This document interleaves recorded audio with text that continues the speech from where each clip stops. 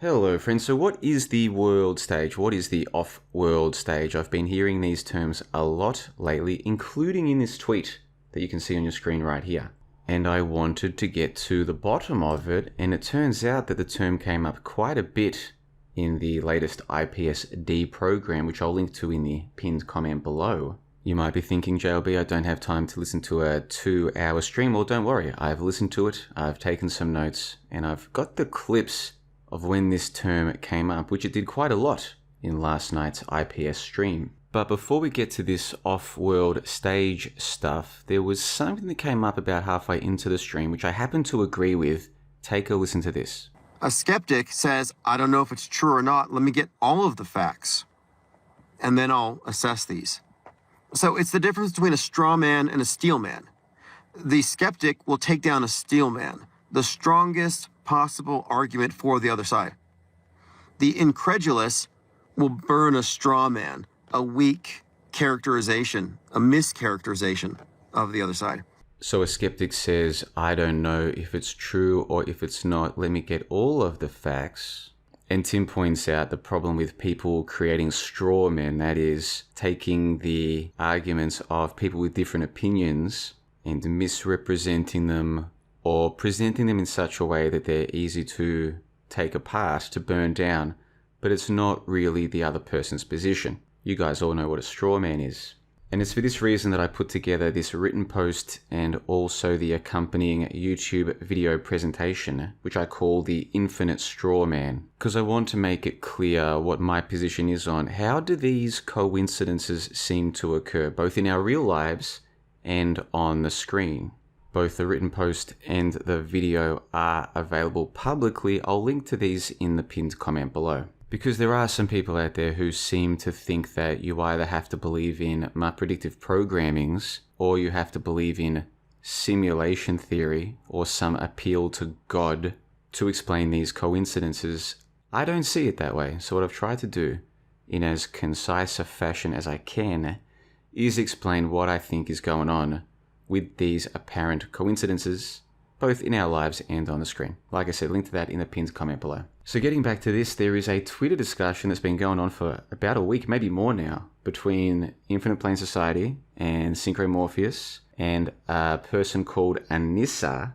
And of course, it's about these coincidences on the screen, what some people call predictive programming. Other people maybe don't believe in predictive programming, but you get the idea. These outrageous coincidences that we see on our screen.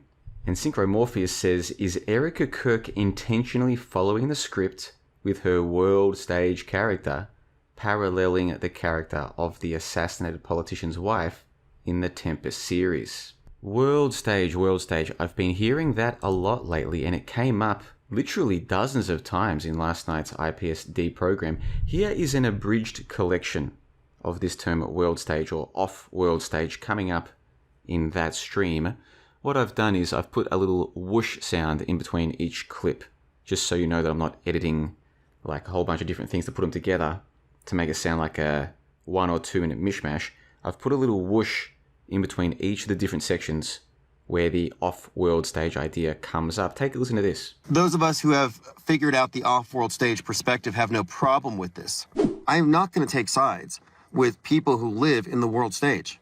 The off-world stage perspective doesn't take sides. It exists outside the political horseshoe. We're basically trying to point out, for the benefit of the off-world stagers, the Infinite Plane Society think tank and other groups like Fakeologists, we're just pointing out what's holding these others back from going off-world stage. Like, if you want to have a warped world view, then by all means, don't get off-world stage. There is no platform for off-world stage. There's no platform for people who are PSYOP savvy. You think Alex Jones is going to platform an off-world stager? No. If you don't have the off-world stage perspective, your opinions cannot be trusted. You're a propaganda mule, one way or the other. Lord Laney says, I just asked Perplexity, because we need to use AI as we start to build our off-world stage content. Just ask Perplexity if there were any eerie similarities between the show Lupin 3 and the Louvre heist. So what I was suggesting is that we're going to use AI to fill out the off-world stage content. So this is the off-world stage perspective of the wiki version of events. So I've listened to that stream in full and I've taken notes, and I still don't quite get what this off-world stage idea is, or what is the world stage.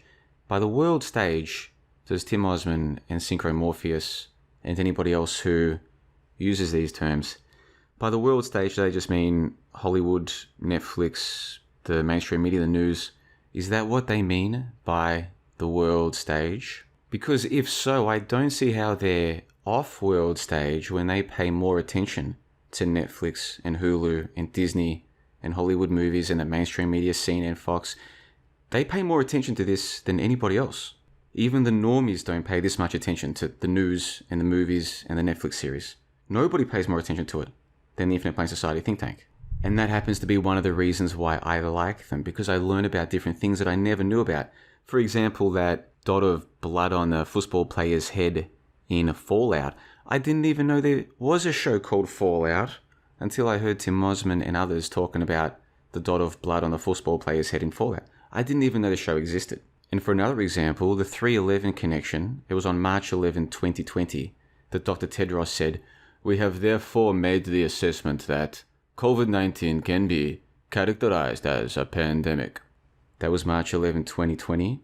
And in Season 3, Episode 11 of Colony, which aired before 2020, there's a scene where one of the characters says, "Seattle's gonna be ground zero for the reboot of civilization." And of course, the first case, according to the official story, the first case of Macaronas into America came through SeaTac Airport, came through Seattle. And so insofar as 2020 was a so-called Great Reset, a reboot of civilization, that did indeed begin in Seattle. Seattle was the ground zero for the reboot of civilization in the American context. And again, you've got the 3/11, Season 3, Episode 11 of Colony, and it was on 3/11, March 11, that Dr. Tedros said that they can therefore characterize. And that was basically the beginning of Macaronas more than half a decade ago now. Can you believe that? So anyway, the point is, I learn about these things from the Infinite Plane Society and from Calcified Lies and from these other people who are apparently glued to their screens and watching their Netflix and their Hulu, and they know about all of these movies and TV shows that I've never heard of before. And they follow the news cycle very closely. They're news junkies. And so going back to the point there, what is the world stage? If the world stage is all of the mainstream media, the news, the Hulu, the Netflix, the Disney, the Hollywood movies, if that's the world stage, then I don't get how Synchro Morpheus and Tim Osman and others think they're off world stage when they're paying more attention to it than anybody else. And I'm glad that they do, because again, I find out about these connections from those guys, or from Calcified Lies. The people who pay so much attention to this, I learn about this stuff from them. Because I watch like one series a year. Early this year I watched Severance, which I thought was pretty good. And I watch a couple of movies at the cinemas per year. And other than that, man, I'm disconnected from the mainstream, from the world stage, if that's what they mean by that term. So how am I going to find these connections? I'm going to be nowhere near as good at it as the IPS think tank, where lots of them are watching this stuff, paying attention to this stuff, and I'm glad that they do. And obviously I pay close attention to what people like Tim Osman and Calcified Lies and others say. So what I'm going to link to in the pinned comment below is this podcast I put out back in May of this year, about 6 months ago. This is available publicly. I'll link to both the John LeBon page for this and the direct link to Podbean. Or if you're on Spotify, you can find the JLB podcast on Spotify. Because going back to that clip I played for you from Tim Osman's stream last night talking about skeptics wanting the evidence, that's something that I do. I want to know, what did people say and what were they trying to communicate? And I keep track of these things. So here's just a short few second section from this podcast I put out. Link to this in the pinned comment below. This is when I went through an IPS Evening D program from about 6 months ago, and I took the best parts. And I'm thinking now we're getting close to something big here. Last night we were talking about the earthquake drills in Seattle. Like, that's a pretty specific type of prediction to make. And then you have these clowns who take these conspiracies as a way to get attention, it seems like, and they say these outlandish things. Calcified Lies, actually, his most recent video really blew me away by some of his research. Fascinating take. So what I do is I take the clips. This is the JLB Clip Show series. I take clips from the people I listen to, the people whose work I like to follow, the people I feel like I'm learning something from, and I put together these clip shows. That one there, The Clip Show Focus 01, looking at the IPS Evening D program from May 8, 2025. That one's available publicly. Plus, I do the clip shows that you can find over at John LeBon Patreon. You can join this Patreon for free. There's literally dozens of episodes. And I like to do these analyses of specific episodes. For example, Jaron on THC, a couple of IPSD programs, Adam Curry on the Joe Rogan show. That was a terrific episode. Most of the clip shows, I take lots of different clips from lots of different people, but sometimes I'll do a focus episode just looking at one episode in particular. And the beauty of doing it this way is that there's no straw manning. I'm playing for you exactly what the people in question have said, and then I give my take on it. Sometimes I agree with them. Sometimes I'm like, well, I didn't even know this. This is what I heard from this person. Then I play the clip and I'm like, I looked into it. They were right about that. Sometimes people say stuff that I disagree with, so I play their clip, then I explain why I disagree with it. The point is, I think that the clip show format is a terrific format, and you can join the JLB Patreon literally for free. It takes just a few seconds. You get access to every second episode, or you can join for the cost of $1 coffee per month and get instant access to every single episode. So I'll put the link to that in the pinned comment below as well. So let me know in the comment section below, what do you think about this world stage idea, this off-world stage idea? Are you off-world stage? If you are, what does that mean to you? Are you still part of the world stage? If so, what does that mean to you?